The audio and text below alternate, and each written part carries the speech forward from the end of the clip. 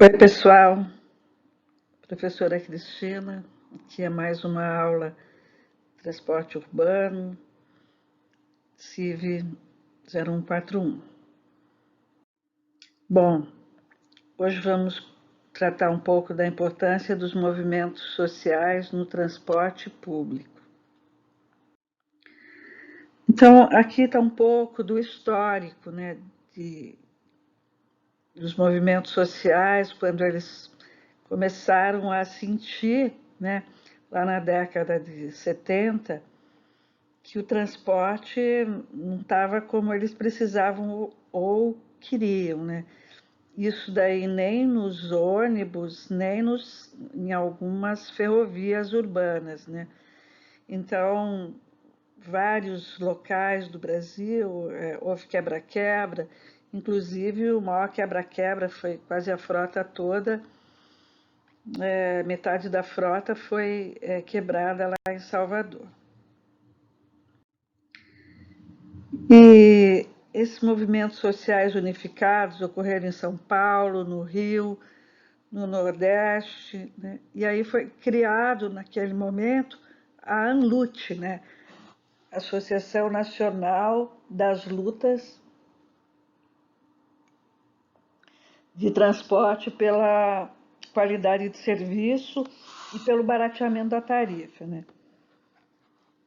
Então aí vocês veem algumas imagens, né, da época. E a reclamação, né, gente, era praticamente a mesma que é agora, né? O transporte não melhorou muito de lá para cá, né? Em 2000, aí a gente teve um período, né, que as prefeituras, né, trabalharam um pouco pela melhoria, mas em 2013 a gente teve, não sei se vocês lembram, esse movimento do passe livre, né? Que era passe livre, tarifa zero, e aí grandes passeatas, né, ocorreram pedindo passe livre. Aí vocês veem várias imagens, né, do que foi esse grande movimento. Aí eu coloquei um pouco na linha do tempo, né? Quais foram as ações, né, que ocorreram para a tentativa, né, de melhorar o transporte ao longo do tempo. A gente teve nos governos lá passados, 2012, 2013, uma injeção grande de recursos, né? Aí tem os vários pactos, né? Pacto da mobilidade, pacto de pavimentação, e aí deu uma melhorada, né, nessa questão dos recursos para a mobilidade urbana. Teve o Pacto Mobilidade para as cidades onde teve a Copa, em 2014. E aí a gente vai analisar nessa aula um pouco desses esforços, né? E por que os movimentos sociais são importantes e por que é importante estudar isso para ser um engenheiro de transportes. Então, a situação que a gente está vivendo hoje, né?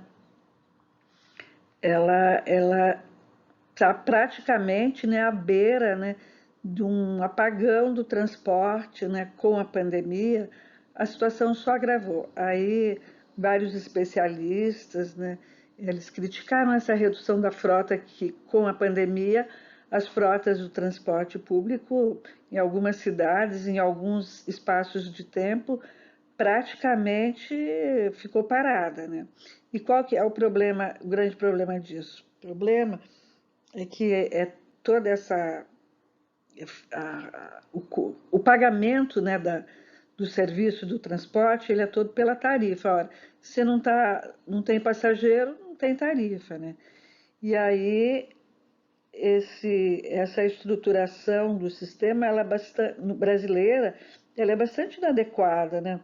Porque não significa que, mesmo na pandemia, a gente viu muitas pessoas precisam se deslocar, né? Continuaram trabalhando, enfermeiros, médicos, pessoal de limpeza da área da saúde, né? E aí não tinha nem ônibus, né? E também outro problema que está bastante colocado é que a questão da aglomeração e a questão da disseminação do vírus dentro do transporte público, né? Então, olha, se a demanda reduziu, a frota reduziu, a aglomeração continuou, né? Então, os especialistas falam, olha, tinha que ter mantido a frota, né?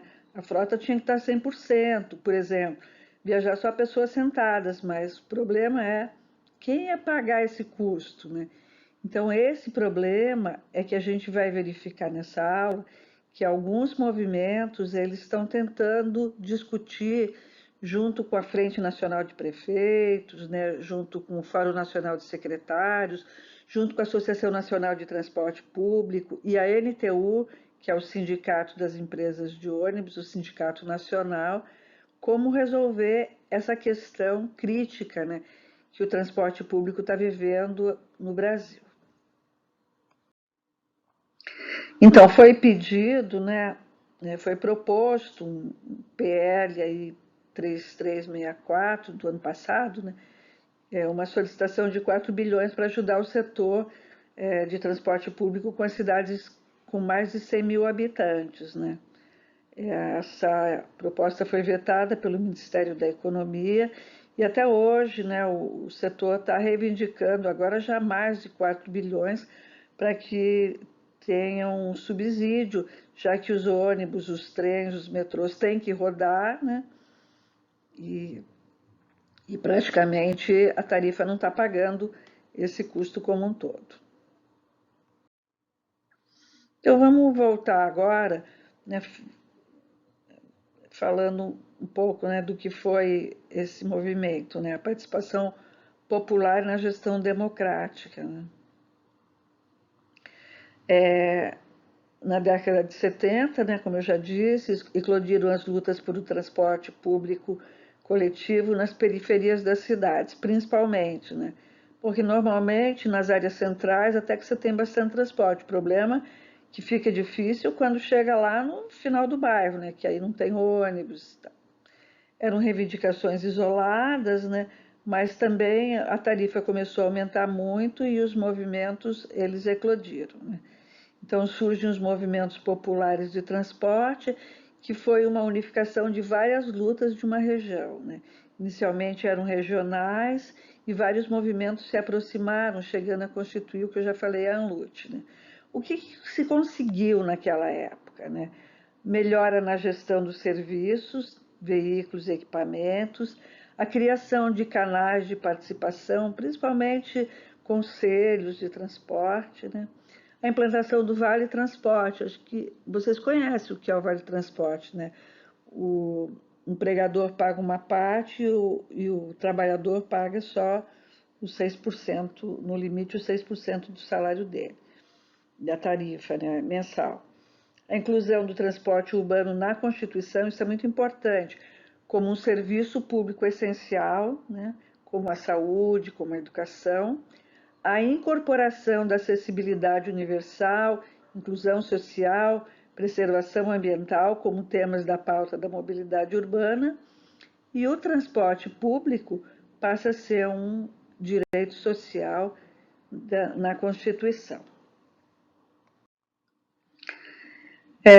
Quais são esses instrumentos, né, de gestão democrática, né? A democratização dos processos decisórios com controle social, porque se não tem controle social, às vezes numa determinada gestão o transporte até melhora, avança, mas muda o governo, muda, piora tudo de novo. Então, ter o controle social é importante para garantir uma qualidade no transporte e para que ela seja preservada, né? A questão da ruptura do clientelismo, né? Às vezes um bairro consegue mais porque aquele bairro era reduto de um determinado prefeito, aí vai para lá, melhores ônibus e tal. Isso não deixa de ser clientelismo, a gente tem que atender a cidade como um todo, né, com qualidade. A questão da legitimidade, né, das ações, transparência, né, porque a gente está pedindo até para que o subsídio ele ocorra, mas onde é que vai ser gasto esse dinheiro todo, né? E o Estatuto da Cidade e a Lei da Mobilidade prevê mecanismos de participação da sociedade. Foi um grande avanço também nessas duas leis que a participação fosse garantida. Quais são esses canais de participação, né? O plano diretor, né? A gente aqui em Macapá tem um plano diretor de 2014 que já tem que ser revisto, tem que ser revisto de 4 em 4 anos, e nós mesmos aqui da Civil estamos discutindo, tentando que a universidade faça essa revisão do plano diretor. O plano de mobilidade, né, que também tem que ter, além, toda cidade acima de 20 mil habitantes tem que ter, os conselhos municipais e estaduais, que são normalmente com a participação em igual escala, né, da sociedade e dos órgãos, né, governamentais, o Conselho das Cidades, né, a Conferência das Cidades para discutir anualmente o que está acontecendo, né, quais são os problemas, e o orçamento participativo, né, para onde vai o dinheiro. Além dos canais, os canais de iniciativa popular. O que foi conquistado, né? E essa mobilização das entidades e movimentos em torno da mobilidade urbana ainda é frágil, né? Mas algumas conquistas foram importantes. Essa lei da mobilidade urbana, 12.587/12, né? O Comitê Técnico de Trânsito, Transporte e Mobilidade Urbana do Conselho das Cidades, né? A bandeira do barateamento das tarifas, né? Que está bastante colocada agora, inclusive, porque antes, gente, a questão do subsídio era um tabu, até porque sempre existia o próprio discurso, não, subsidiar é dar dinheiro para o empresário. Né? Por isso que tem que ter a transparência, onde esse dinheiro está sendo colocado. Né? Em 2005, né, houve essa campanha da tarifa cidadã, e eu vou falar mais para frente do MDT, tá? Movimento pelo Direito ao Transporte, que é uma ONG nacional. Onde 120 cidades, né, trouxe à tona a reivindicação. Né? Teve a marcha dos prefeitos em 2007, que foram incorporadas propostas de mobilidade urbana. Teve o envolvimento da Frente Nacional de Prefeitos, onde a participação principalmente é dos prefeitos de capital, né, e cidades médias e grandes, na reivindicação do barateamento das tarifas, por mais recursos para a infraestrutura da mobilidade. E na terceira, quarta e quinta Conferência Nacional das Cidades, aprovou propostas sobre a mobilidade urbana sustentável. Propostas do Pacto Nacional da Mobilidade Urbana, né, em 2013, que foi uma resolução do Conselho das Cidades. Então vamos falar um pouco, né, do principal movimento popular, que é o MDT, né, na defesa dos direitos do transporte público de qualidade para todos e todas. E aí a sigla está embaixo, que hoje é uma ONG, o Instituto MDT. Qual que era o objetivo e ainda, né, inserir na agenda social e econômica da nação o transporte público como um serviço essencial e um direito para todos, promovendo a inclusão social, a melhoria da qualidade de vida, qualidade ambiental e o desenvolvimento sustentável com geração de emprego e distribuição de renda. O MDT foi criado em setembro de 2003. Ele hoje é um instituto, né? Antes era uma articulação de entidades, né? Movimentos populares, nacionais, Fórum Nacional de Reforma Urbana, entidades representativas de trabalhadores de transporte, operadores de transporte, associações de profissionais liberais, o CREA, o CAL, né? Organização de transporte ativo, principalmente a questão da bicicleta, do pedestre, né? Organizações de pessoas com deficiência, órgãos públicos através do Fórum Nacional de Secretários de Transporte. E quais eram os eixos, né, e são, né, os eixos do Instituto MDT? Mobilidade urbana sustentável para todos, né, investimento permanente no transporte público, barateamento das tarifas para a inclusão social. Eu já cheguei a comentar que algumas pesquisas no Rio de Janeiro, em São Paulo, mostravam que as pessoas que moravam na rua, nem sempre elas não tinham casa, mas elas não conseguiam ir para casa todo dia, né? Então, de cada 4 moradores de rua no Rio de Janeiro, uma delas tinha casa, mas só ia no final de semana, porque não tinha dinheiro para a tarifa todos os dias, né? A democratização do uso das vias públicas, né, priorizando o transporte público e os modais não motorizados, o transporte público com desenvolvimento tecnológico e respeito ao meio ambiente, novas formas de energia, né, para que a gente não polua a cidade, preserve a cidade para os nossos filhos e netos, né? A integração entre as políticas de mobilidade urbana e o uso e ocupação do solo. Não ficar construindo conjuntos habitacionais muito distantes, né? Porque isso para o transporte público também é ruim. Por exemplo, Macapaba, todo mundo vem para a cidade ou vem para a Zona Sul de manhã e volta para lá à tarde. Aí a gente vê, né, na Ponte Sérgio Arruda, né, na entrada lá da Zona Norte, nesses momentos de pico, um grande congestionamento, sem contar o custo, né, que é os passageiros embarcando no início de linha e desembarcando, né? Então, não é mais viável como os outros conjuntos habitacionais mais próximos onde está o local de trabalho e de estudo das pessoas. E aí eu vou falar um pouco sobre o que foi essa luta, né, pelo barateamento das tarifas do transporte público. Foram feitos vários cursos de capacitação de lideranças populares, né? O movimento popular, porque o movimento popular, não sei se vocês acompanham, na questão da habitação, ele é bem forte, né? E, e esse movimento, ele não pode enxergar viver na cidade só como a casa dele, entender? Ele tem que também entender que o morar você também chegar na tua casa, ir para o teu trabalho, né? Então, foi esses cursos de capacitação que o MDT fez para mostrar para essas lideranças, principalmente da habitação e de reforma urbana, essas informações e conhecimentos sobre a política setorial de mobilidade urbana. Hoje eles já entendem, porque já há alguns anos o MDT vem fazendo esses cursos, né? Contribuiu com a construção de uma articulação nacional de luta por mobilidade urbana, com inclusão social e pelo direito de acesso ao transporte público coletivo de qualidade para todos, formar multiplicadores para a disseminação do conteúdo do curso, que esse material também é parte do curso que eu também ministro esse curso para as entidades populares, né? Debater a relação entre a política de desenvolvimento urbano e a política setorial de mobilidade urbana, né?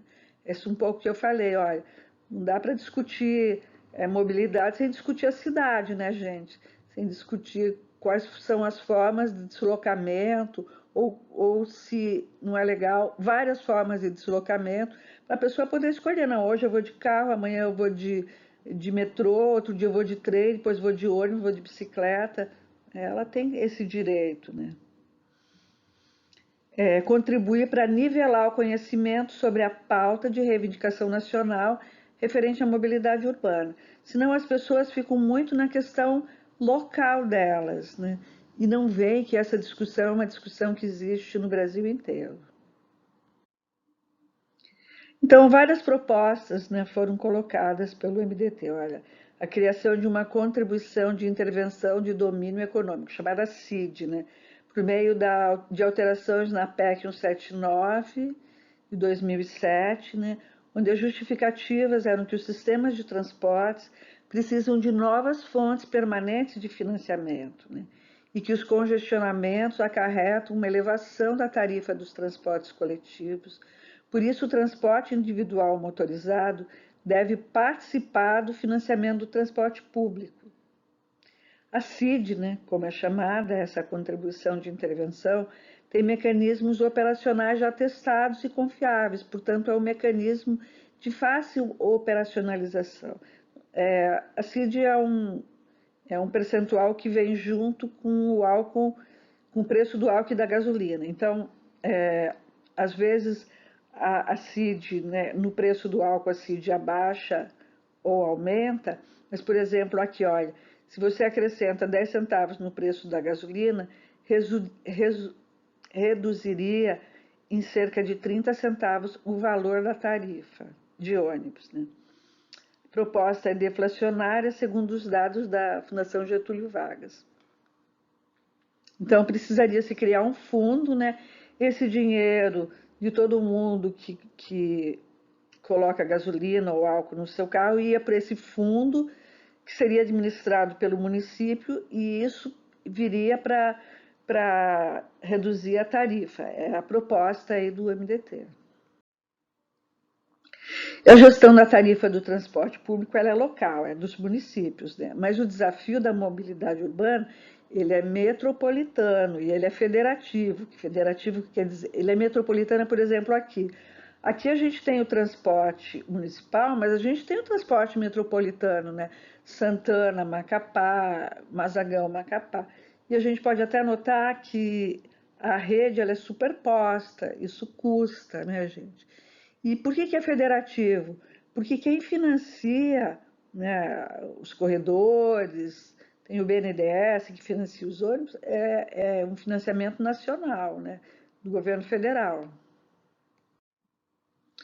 Então, aqui tem uma simulação que o MDT fez, né, do impacto da CID, né, o valor da CID por litro, né, e olha só, gente, se a CID, né, ela é em 5 centavos, 10 centavos, 15 centavos, olha só quantos milhões seriam arrecadados, né? E aí, olha só quanto que iria para a arrecadação anual tarifária do transporte. Então, são políticas, né, que podem ser viabilizadas, mas elas não são políticas que podem ser só municipais, elas têm que ter essa legislação federal. E essa PEC 179A de 2007, né, ela incluía na Constituição Federal, passou a ser vigorada assim, né, os municípios e o Distrito Federal poderão instituir contribuição na forma das respectivas leis para o custeio e a melhoria do serviço de transporte público coletivo urbano, intermunicipal, interestadual e internacional de caráter urbano, incidente sobre a venda a varejo de combustíveis líquidos derivados do petróleo, gás natural e álcool combustível, observando o disposto no artigo 150, incisos 1 e 3, e sem prejuízo do previsto no artigo 149. Parágrafo único. Os municípios e o Distrito Federal poderão celebrar convênios com a União e os estados referentes ao serviço de transporte público coletivo em caráter urbano em cumprimento ao teor do caput. E aí está um dado, né, do óleo diesel, né, e da gasolina e do IPCA, você vai ver que o diesel cresceu 209% a mais que a gasolina, né? Então, se o diesel é utilizado para o transporte público, né, gente? Então, para a gasolina, que é para o ônibus, a gente teve um aumento menor. Aí o salário dos motoristas, né? O salário dos motoristas cresceu 200% acima do IPCA nos últimos 20 anos, né? E a tarifa cresceu 260%.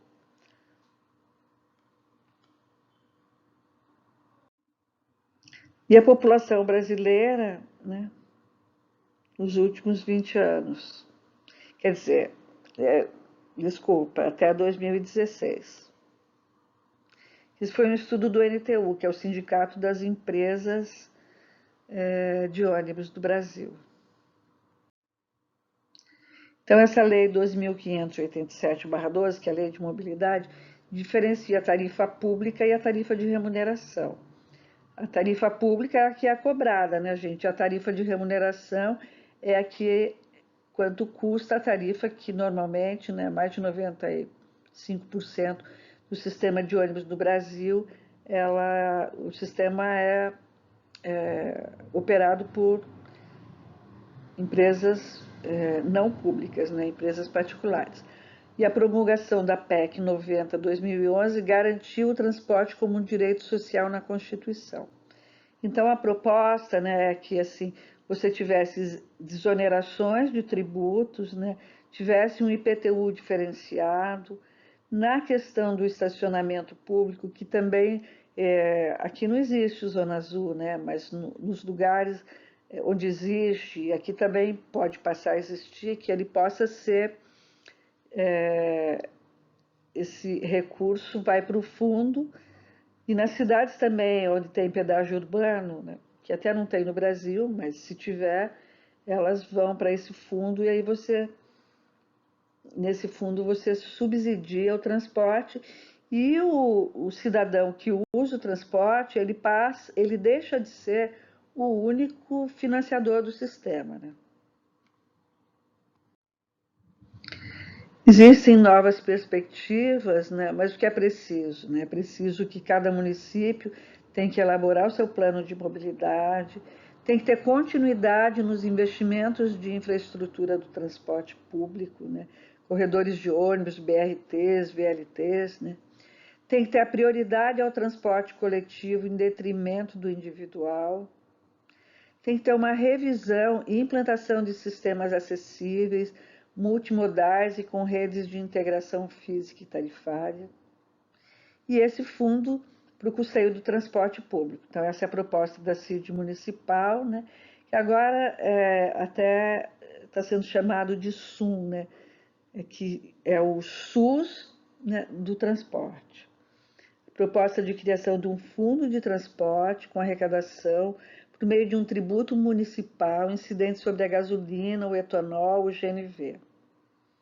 Então, aí você aumentaria um pouco os combustíveis e você arrecadaria cerca de 11 bi para subvencionar os custos de prestação dos serviços de até 28%.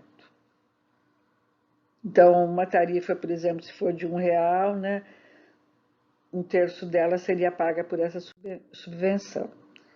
E aí mostrando a queda de produtividade, né, que é o IPK, Índice de Passageiros por Quilômetro, nos últimos 20 anos, até 2015. Né, o número de passageiros por quilômetro vem diminuindo. Isso significa que menos pessoas estão pagando esse custo do transporte.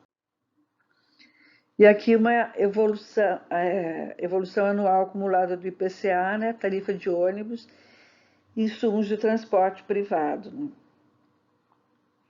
Você vê que a tarifa vem subindo, né? O preço dos automóveis e motocicletas também vem subindo. O IPCA é em azul, o ônibus urbano é em marrom, né? Aí você tem o automóvel em roxinho, os acessórios e peças em azul claro, a motocicleta em marrom claro e a gasolina em azul claro. Então, a tarifa vem subindo acima da inflação, né? Os preços de automóveis e motocicletas subiram abaixo da inflação. A gasolina, após um longo período estabilizado, nos últimos anos vem acompanhando a inflação. Isso é um dado aí da Frente Nacional de Prefeitos. E aí a gente tem essa política de mobilidade urbana, né? Nesse primeiro quadro, a tarifa de remuneração é igual à tarifa pública. Aí você tem a arrecadação e a proposta, né, da Lei 2.587, né, Lei de Mobilidade, é que você tem a tarifa, mas que você tenha fontes extra-tarifárias, que você tenha um subsídio.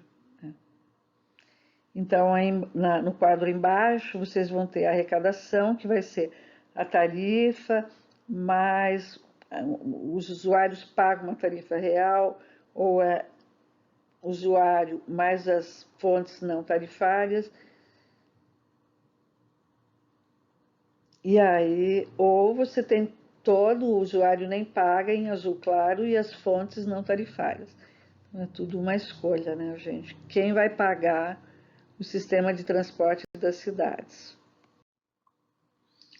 E aí você tem o custo, né? Que ele tem, os custos são variáveis, os fixos, os custos de gestão e outros, né?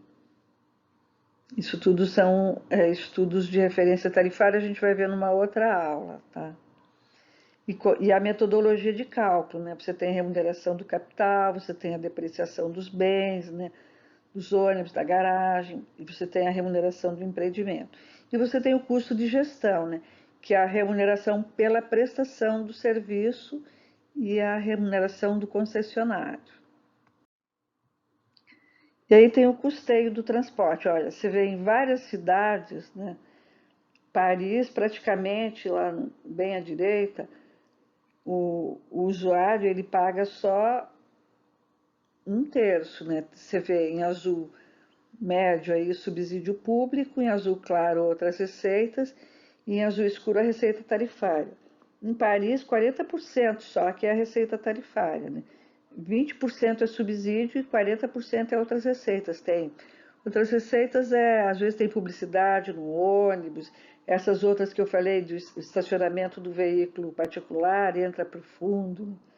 Então vocês veem, olha, Praga, Turim, Varsóvia, Budapeste, Madrid, Berlim, Valência, Bruxelas, Amsterdã, várias cidades, o custo, a receita tarifária não é a única forma de pagamento. Mas se a gente for olhar aqui no Brasil, 98, 99% é usuário do ônibus que é o mais pobre que paga todo o custo da tarifa. Então, as propostas do MDT são essas, né? Justiça social, porque quem usa o ônibus normalmente é quem tem menos recursos. A justiça tributária, que a gente viu que tem tributos que são cobrados de uma forma que é considerada injusta, né? E investimentos para baratear a tarifa e dar uma acessibilidade universal. Gente, todo mundo tem o direito a se deslocar nas cidades, todo mundo. E eficiência e qualidade, né, gente? Porque não adianta ter tudo isso e não ter um sistema eficiente. Então, e também acredito, né, e isso é demonstrado, que se tivermos um sistema com qualidade e eficiente, muitas pessoas vão deixar de usar o carro, né? Se a gente tiver um sistema bom, né, vocês não viriam para a universidade de ônibus e deixariam, se tivesse ônibus rodando a noite inteira, ônibus que você venha sentado, ônibus com ar-condicionado, que você pode vir lendo, ônibus que passe a hora que você precisa. Então, eficiência e qualidade, né, gente? Essa é a grande luta do MDT. E essa foi uma campanha, né, que foi feita pelo MDT, uma campanha nacional, que mostrava, né, essa questão da justiça tributária, né? Então, se de cada R$ 1, quem que paga a tarifa, né? 12 centavos, né? Se o óleo diesel fosse mais barato, né? 19 centavos se o passe estudantil e as gratuidades não fossem pagas pelos usuários, mas tivessem uma outra forma de subsídio, e 18 centavos aí se os tributos e encargos fossem mais justos, né? Então, essa campanha que circulou nos ônibus, circulou na TV e tal, chamava Tarifa Cidadã para um transporte público com inclusão social. Olha, sua passagem pode ser reduzida com menos tributos, custeio das gratuidades e preço justo do diesel. Quase metade do preço da passagem que você paga é paga para custear gratuidades e tributos. Não é que não está sendo contra as gratuidades, mas, por exemplo, gratuidade de pessoas com problemas de saúde. Será que não seria o caso do sistema de saúde estar pagando isso, né? Gratuidades do idoso. Será que não seria o caso de quem cuida dos idosos, né? Ou gratuidades do correio, tem inúmeras gratuidades da polícia, né? E tudo isso é bancado pela tarifa hoje, né, gente? Bom, aí eu vou falar um pouquinho dessa questão da política de estacionamento. Estacionamento nas cidades, né, é a competência do governo municipal, né? Então, viabilizar a integração dos usuários de veículos particulares ao sistema de transporte coletivo, através de bolsões de estacionamento economicamente acessíveis e nas estações dos sistemas estruturais de transportes públicos fora dos centros expandidos, proibir os estacionamentos onde houver circulação de ônibus e proibir estacionamentos nas vias, nas áreas centrais e nos centros de bairros e taxar os estacionamentos em terrenos para um fundo de transporte. É pegar o dinheiro do transporte individual e que ele vá para esse fundo que eu falei até agora, para poder pagar o transporte público. Essa lei de mobilidade, né, e ação de disciplinamento dos automóveis. Olha só o espaço que os carros ocupam, as mesmas pessoas dentro de um ônibus. Então, os entes federativos poderão utilizar os seguintes instrumentos de gestão: restrição e controle de acesso e circulação permanente ou temporária de veículos motorizados em locais e horas pré-determinados. A gente viu agora na pandemia, né? Olha, depois das 11 não pode circular. Tivemos até rodízio aqui em Macapá, né? Segundo, aplicação de tributos sobre os modos e serviços de transporte urbano pela utilização da infraestrutura, desculpa, gente, infraestrutura, não instrutora, vinculando-se à receita a aplicação exclusiva de infraestrutura urbana destinada ao transporte público coletivo e ao transporte não motorizado, né, bicicleta e a pé, e no financiamento do subsídio público da tarifa ao transporte público, como eu já falei, né? Política de estacionamento, provocações e premissas, né? A primeira forma de pedágio urbano, quem sabe mais eficaz, né? Olha, para ir para o centro, em Londres, gente, para você ir para o centro urbano de Londres, você paga uns R$ 30 lá, aqui, na moeda deles, né? A política de estacionamento precisa deixar de ser tabu nas políticas de circulação e mobilidade urbana dos municípios, porque um carro, gente, pensa no espaço de um carro parado, né? Tem 2,5 por 3,5, né? Fica ali ocupando um asfalto, ocupando uma pintura, ocupando um espaço que poderia estar sendo utilizado de uma melhor forma, né? Estacionamentos precisam ser regulados como um serviço público e não regulado pelo mercado. Então, você vai para São Paulo, por exemplo, tem inúmeros estacionamentos. Vai na Paulista, né? Estacionamento é R$ 50, deixa lá uma hora o carro, R$ 50. E aí as pessoas criam estacionamento onde querem, né? Do jeito que querem. Então, não é assim. O estacionamento tem que ser regulado pelo poder público. Fim dos estacionamentos nas vias públicas, em áreas centrais e corredores de transportes públicos, mesmo em área azul ou zona azul, né? Utilizar a área dos estacionamentos nessas vias para faixas exclusivas de ônibus, aumento de calçada, ciclofaixa, né, ciclovia, ou mesmo um jardim, né, gente? Taxar os estacionamentos através de licitação para um fundo de transporte público, ciclovias e calçadas. Proibição de estacionamento em vias de transporte público regular, mas para isso tem que alterar o Código de Trânsito Brasileiro. Inclusão dos automóveis na política de mobilidade sustentável, né? Compor estacionamentos e locais de desembarque de veículos nos projetos de sistemas estruturais de transporte, né? Metrô, ferrovia, VLT, BRT, BRS, corredores de ônibus e monotrilhos. Por exemplo, todos os ônibus passam lá na Praça da Bandeira, aqui em Macapá, né, gente? Então, será que não era importante ter um estacionamento, a pessoa pode ir uma parte da viagem dela de carro, ou nos pontos finais dos ônibus, a pessoa pode um trecho de bicicleta, ter onde deixar a bicicleta, ou um trecho de carro, um trecho da viagem e deixar o carro e fazer outra parte da viagem de ônibus. Era isso, gente, a aula de hoje. Espero que vocês tenham entendido, né, a importância dos movimentos sociais organizados, a importância do MDT na questão do transporte público de qualidade, né? Então, para finalizar, para garantir uma política de mobilidade, um transporte bom, barato, é importante que a população tenha seus mecanismos, né, de manter aquilo para sempre, né, gente? Cada vez mais e melhor. Então, era isso a aula de hoje. Até a próxima.